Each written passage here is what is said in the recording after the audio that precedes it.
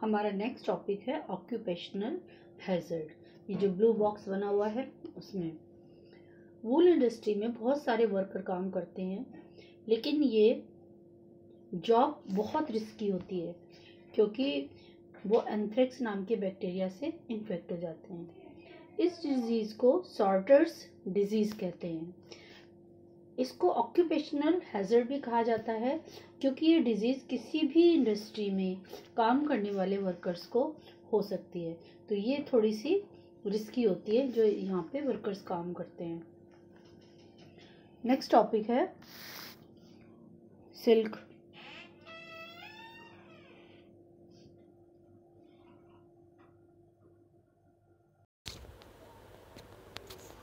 हम पढ़ेंगे सिल्क के बारे में।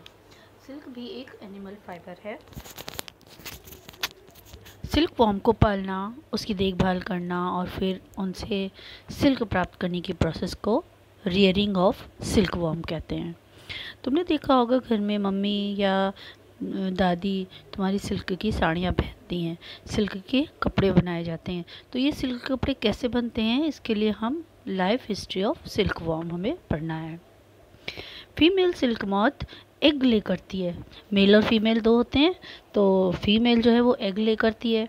एग जब हैच होता है ना, जब यह एग ले करती है तो उससे ये लार्वा निकलता है जिसको कैटरपिलर या सिल्क वॉर्म बोलते हैं। इसके बाद ये ग्रो करता है और अपनी नेक्स्ट स्टेज में जाता है जिसको हम कहते हैं प्यूपा। सबसे पहले प्यूपा एक नेट बनाता है जिससे उस नेट से अपने आप को होल्ड कर सके। ठीक है, लटक जाता है उस नेट से।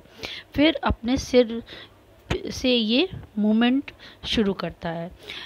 इस तरह से ये जो मूवमेंट होता है वो ऐसा होता है कि जैसे हम 8 लिखते हैं ना, तो अपने सिर को 8 के फॉर्म में ऐसे घुमाता रहता है। और जब ये अपने सिर का मूवमेंट करता है तो एक फाइबर सिक्रीट होता है, लिक्विड सा सिक्रीट होता है जो प्रोटीन से बना होता है।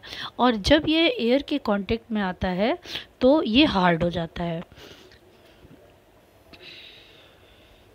और धीरे धीरे ये अपने आप को पूरी तरह से कवर कर लेता है। इस कवरिंग को हम बोलते हैं कोकून। इसके बाद प्यूपा का डेवलपमेंट कोकून में ही होता है और ये मॉथ में कन्वर्ट हो जाता है। इसी कोकून से सिल्क फाइबर बनता है। सिल्क फाइबर को वीव करते हैं और सिल्क के कपड़े बनाते हैं। सिल्क का यार्न स्टील के थ्रेड के जितना ही स्ट्रांग होता है। अगर हम सिल्क का एक थ्रेड लें और एक स्टील का थ्रेड लें, है ना, तो उन दोनों को कंपेयर करें, उनके टेंसाइल को कंपेयर करें, तो ये दोनों उतने ही स्ट्रांग होंगे। सिल्क भी इतना ही स्ट्रांग होगा जैसे स्टील का थ्रेड होता है। सिल्क मॉथ की अलग अलग वैरायटी होती है जिससे अलग अलग तरह के टेक्सचर का सिल्क हमें मिलता है, जैसे course silk, smooth, shiny. Course का मतलब होता है हार्ड फाइबर, और इनमें टसर सिल्क है, मूंगा सिल्क है, कोसा सिल्क है, आदि अलग अलग तरह के कोकून से हमें ये मिलते हैं। सबसे कॉमन सिल्क मॉथ है मलबेरी सिल्क मॉथ। इसका सिल्क बहुत सॉफ्ट, शाइनी और इलास्टिक मतलब स्ट्रेचेबल, थोड़ा हल्का स्ट्रेचेबल होता है और इसको अलग अलग कलर में हम डाई कर सकते हैं। इंडिया में ये ऑक्यूपेशन बहुत पहले से है और यहाँ बहुत ज़्यादा क्वांटिटी में सिल्क का प्रोडक्शन किया जाता है। नेक्स्ट हम पढ़ेंगे हम कैसे कोकून से सिल्क बनाते हैं। इसमें सबसे पहले मॉथ की रियरिंग की जाती है और उनसे कोकून को कवर करके सिल्क थ्रेड बनाए जाते हैं। अब हम पढ़ेंगे rearing of silk worm. Female silk moth एक बार में 100 एग्स ले करती है। इन एग्स को कपड़े पर या कागज़ के टुकड़े पर कलेक्ट कर लिया जाता है और उसके बाद सिल्क वॉर्म फार्मर को सेल कर दिया जाता है। ये फार्मर्स एग को ऐसी जगह रखते हैं जहाँ टेम्परेचर और ह्यूमिडिटी एग के अकॉर्डिंग होती है। फिर एग को पर्टिकुलर टेम्परेचर से वार्म किया जाता है जिससे एग से लार्वा हैच होता है, जिसको कैटरपिलर कहते हैं। ये प्रोसेस तब की जाती है जब मलबेरी ट्री पे फ्रेश लीव्स आ रही होती हैं। लार्वा को कैटरपिलर या सिल्कवॉर्म भी कहते हैं। ये दिन रात मलबेरी की लीव्स खाता है, सब बहुत खाता है और अपने साइज़ को बढ़ाता रहता है। इसके बाद इस लार्वा को एक साफ बैम्बू से बनी हुई ट्रे में रख देते हैं और बहुत सारी मलबेरी लीव्स उसमें जो फ्रेश होती हैं उनको चॉप करके छोटे छोटे पीस करके उस ट्रे में रख दिया जाता है। 25 to 30 डेज़ के बाद ये लीव्स खाते रहते हैं और 25 या 30 डेज़ के बाद ये लीव्स को खाना बंद कर देते हैं। तो क्या होता है, बैम्बू की जो ट्रे होती है उसमें छोटे से कंपार्टमेंट बना होता है, उसके अंदर ये चला जाता है।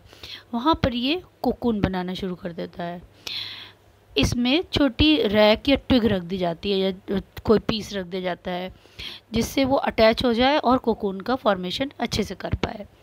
अब कैटरपिलर सिल्क वॉर्म कोकून बनाते हैं, जिससे कैटरपिलर मॉथ में कन्वर्ट हो जाता है।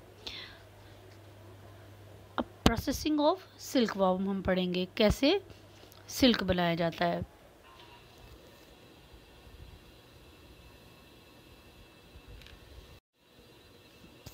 अब हम पढ़ेंगे प्रोसेसिंग सिल्क।